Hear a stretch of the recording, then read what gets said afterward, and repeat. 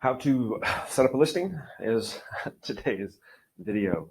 So as with everything you guys in Total Brokerage, the trick with setting up a listing effectively is to put your information in ahead of time using the tabs across the top of the transaction, which is the process I'm going to walk you through today, and then kind of show you what the results look like as we go. So first you'll go to your Transactions tab, hit Actions, and Create Transaction. Once you're here, it'll bring you to the wizard. Make sure if it's a listing, you choose seller, and then choose that it is a home seller and a residential property seller checklist. Okay. Once you've got those set, double check those, hit create transaction.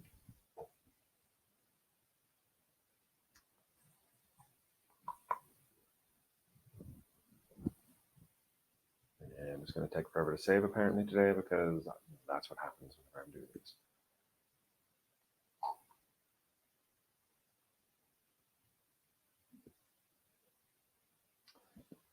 Okay. And then what that'll do is bring you to your transaction. So now here what I'm going to do is I'm going to go ahead and change the name to whatever my client's name is. I'll just call it, all my test people are the McCrackens. Call it the McCracken sale or the property address, however you want to call it. It's really up to you. Make sure that it's representing the seller, your status is active. On this page, scroll down and hit save. Okay, it's important, otherwise it's going to revert to the default name, which is transaction for your name. And if you have multiple transactions, you can be able to tell the difference between them. Next, if you click on the Documents tab, you'll see that all of your necessary documents are already here, ready to go in order to list the property. So you won't need to import anything unless you've got something weird going on.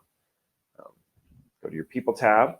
Next, you'll see that you're the seller's agent already here. You are also the transaction owner. And so as that goes through, that's just important to know. You'll see here that I am the broker on this in case you need to put me anywhere. And then you will assign your sellers. So your sellers should already be in your CRM. As you know, before you create anything, you need to make sure your clients are in your CRM. So we're going to add both of my test people in here. So we've got Justin and Philippa.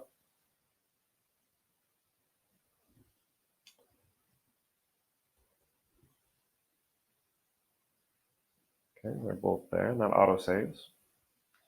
You'll click on property, go ahead and put in the county, and then the rest of the address.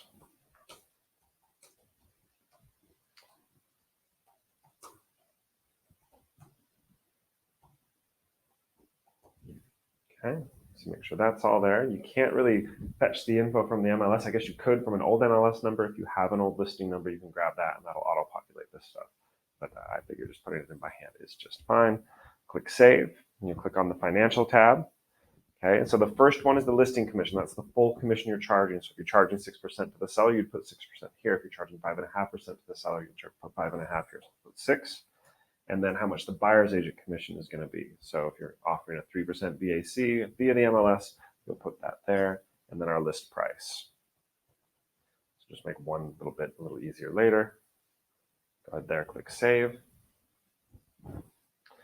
Okay, and then typically when doing a listing, and you shouldn't need to use any more of the tabs once you're just setting it up. You can hit the calendar, the offer reference date and the closing date. This is just for your future use. So you want to go back to the Documents tab. So most of your stuff should be in here, and you shouldn't have a lot to fill out on your forms. So let's just go ahead and look through the forms real quick. We'll see, here's the exclusive right to sell listing agreement.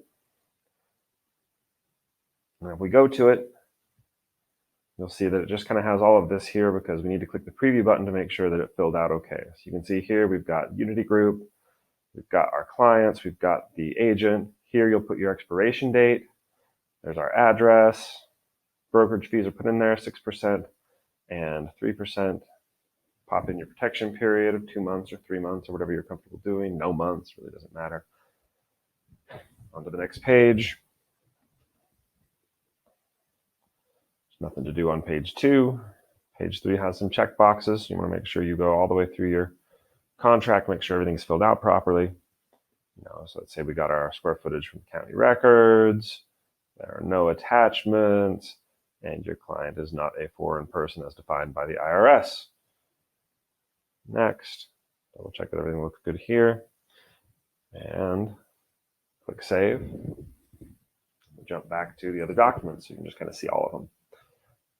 So as you can see here, we've got the listing input form.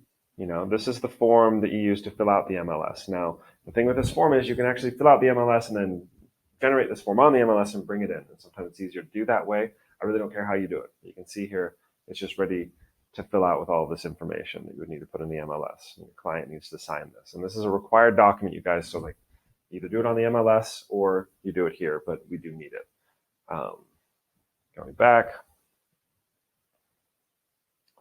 So you'd make sure that's all filled out. If you need to use lead-based paint disclosure, if the property was built prior to 1978, it should be ready to go and you just need to check the boxes necessary.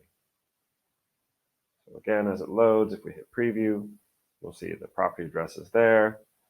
Go ahead and say the seller has no knowledge, no reports, right? And everything's assigned. There's for you, because you got to tell your sellers that everything's, that they have to disclose this stuff.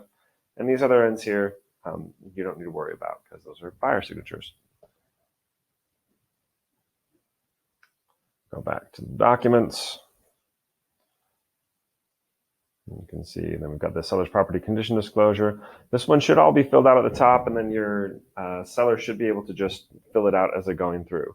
So as you look at it, again, we hit preview.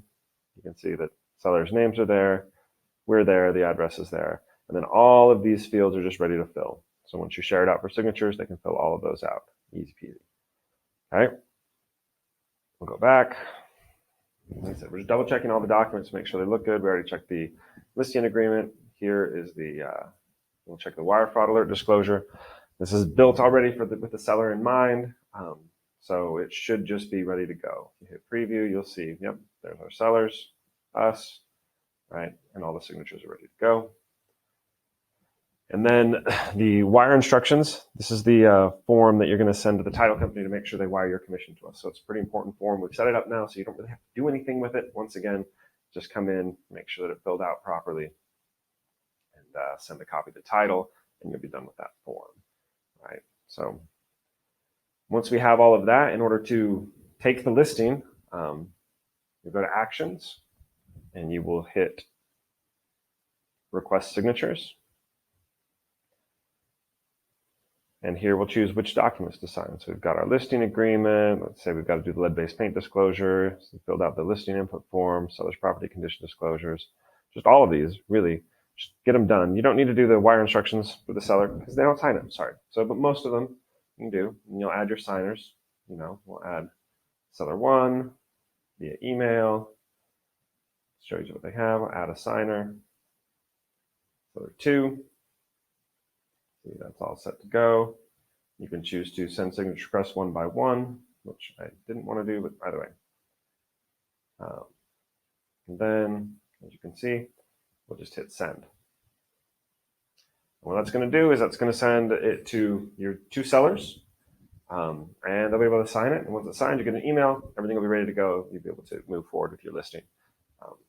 So once that's all done, let's go back to the transactions here. You see, we go into documents, signatures requested. So we're just sort of waiting for those.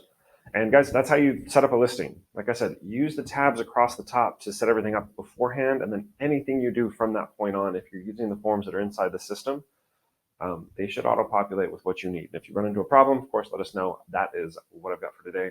We'll see you next time.